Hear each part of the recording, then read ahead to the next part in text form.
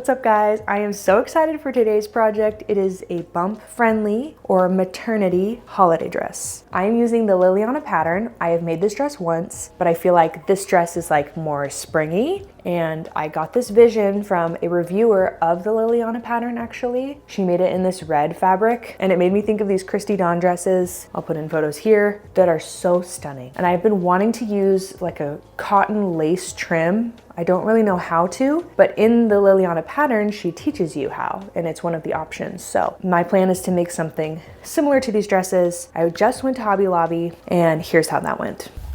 Hello, I am at Hobby Lobby and the parking lot is packed. It's a Wednesday at like noon, end of November.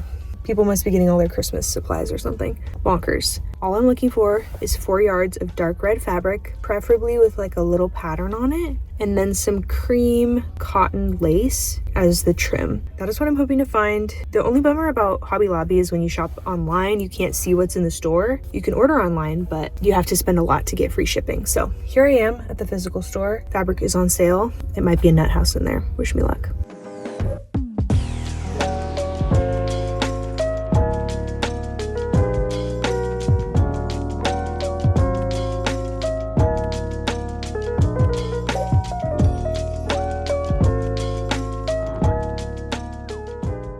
Yep, that was insane. There were so many people in there. Christmas stuff was half off, so people were going ham, but I got the fabric I wanted. The fabric I saw online, they had it in stock, which doesn't always happen. And I found some beautiful lace for the trim and then beading lace. If I can make it work for the front tie, then I would love to do that. If not, I bought it for a different project. And then got matching thread. The thread seems more like purpley next to the fabric. It really matches, so amazing. So I'm starting the project today. I have all day to work on it. I love days like this. The fabric has been pre-washed and dried and ironed. It is now folded in half and it takes up the entirety of my sewing room, which is a bit of a mess. If you've seen my last few videos, you know we're moving. Kind of crazy here. I have a lot of these listed on my Poshmark. I just want them gone, so go buy them. And so I'm gonna lay everything out and get to cutting. And this is the part where I'm like, this is super boring. I don't particularly like doing it. So I'm gonna put on some headphones and just get to work.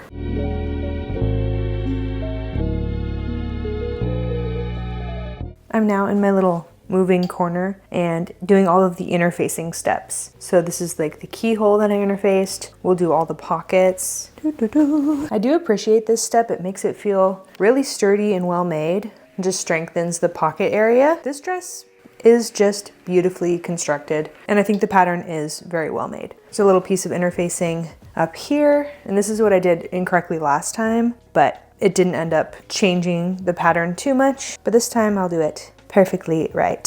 So I've got 2 more pockets to interface, and then I think we'll start assembly. All the stay stitching is done, and I've started assembling the top keyhole, placed it right sides together, and now I'm gonna snip down this line, which is the scariest part. It's like so official. It's okay.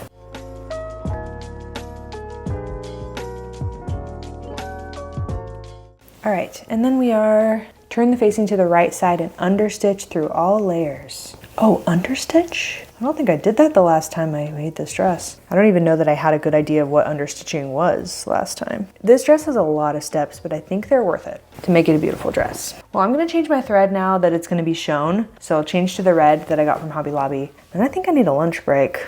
I'm like out of my first trimester tomorrow, and I'm still hungry every 2 hours.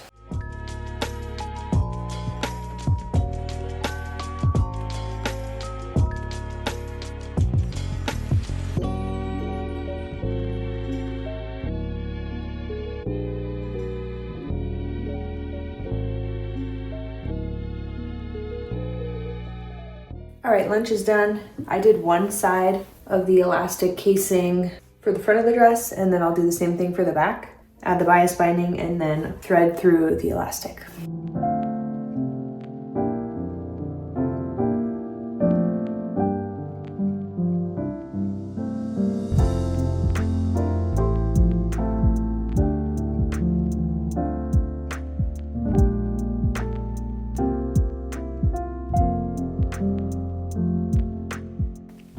I figure this part's gonna be very different from last time, which is to take my measurements, like under bust, and then I guess it's gonna sit kind of on my belly I have a video coming up where I talk about maternity dress patterns, and I think this works as a maternity dress. I think it would work better if you had just the one row of shirring, but I like both rows so much, and I think it would be worth it to have that second row postpartum and later on. Like, I will love the dress even more because it has all of the rows of shirring, and I just have to make sure to make the part that's on my belly really stretchy. So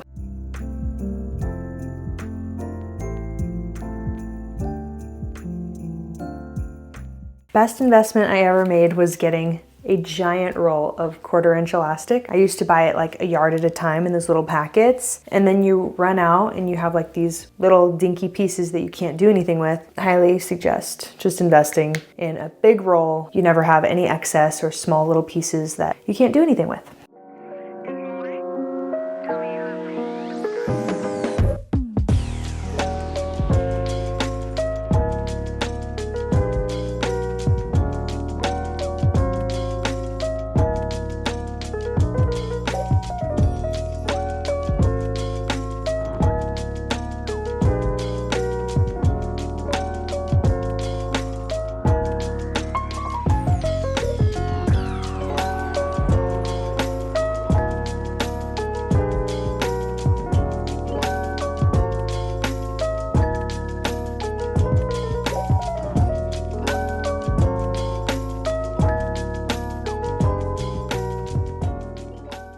All right, I have been deep into assembly mode. I've worked on the sleeves, have them sewn together. The cuff is pinned for the little ruffle wrist. And then I think I'm going to add some decorative lace to the very edge. That's after this part. I need to make the little elastic tunnel. Last time I feel like my ruffle wasn't big enough, so I did a bit of a bigger fold because I really wanted the ruffle to be more dramatic. I'm not following the pattern the way she does it. She kind of has you make 2 lines of sewing and then unpick it. I don't feel like that's necessary. I'm just gonna leave a gap for the elastic to tunnel through and then close the gap like I normally do. That just makes more sense to me, so I'm gonna do that.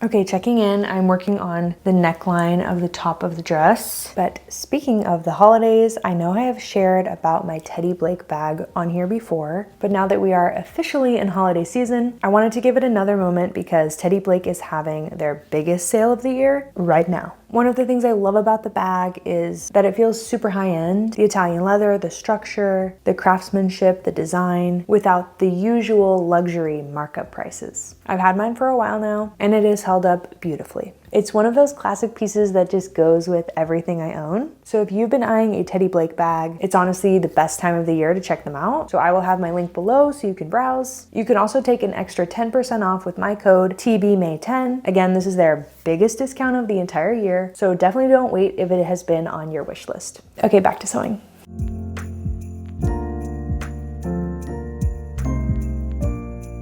All right, it is a few days later. I am finishing up the top of the dress and trying to decide which lace to use. It's so much larger than I remember from last time, and I'm having a hard time imagining how this lace could work. Like if I laid it along the top, it would be so pretty. But then once it's gathered, I just think it will be like too bunched and then you won't be able to see the details. So I feel like I should save this for maybe just the top of a dress for a future project and go with the more delicate lace along the whole edge of the top. It looks something like this. So then once it's gathered, I think it'll be pretty and it'll drape nicely. And it won't be so dramatic as this big lace, though I do really love how this looks. But it will also match the sleeves. So several reasons to go with this one. So I'm going to attach that first. And then I've got my iron heating up to make the ties and then thread that through and then hem it and it will be done.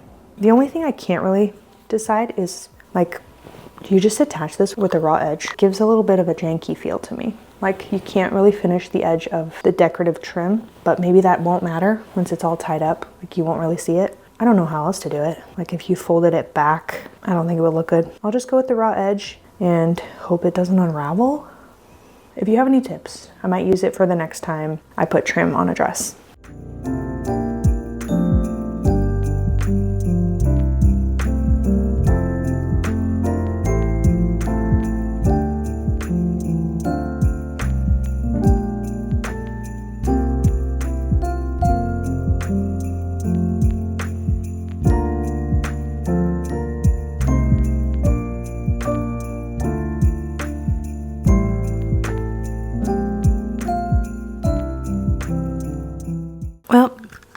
Yeah, I was not expecting that at all. It says there are 3 yards. I guess it's possible I used up 3 yards. Well, guess I'll have to go back to Hobby Lobby, get some more of this, and then I can finish the dress.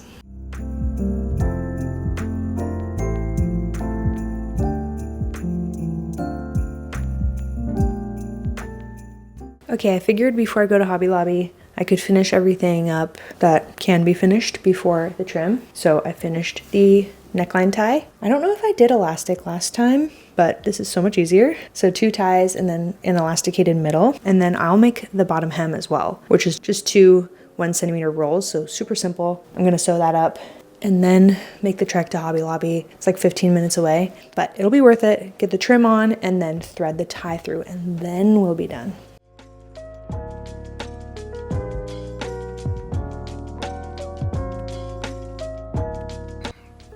Got it.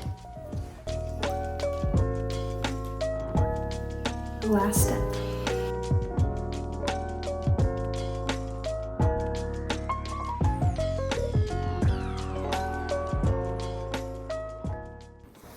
Okay, it's done, but the lighting is not great. The sun's going down, so I'll get better footage of it tomorrow.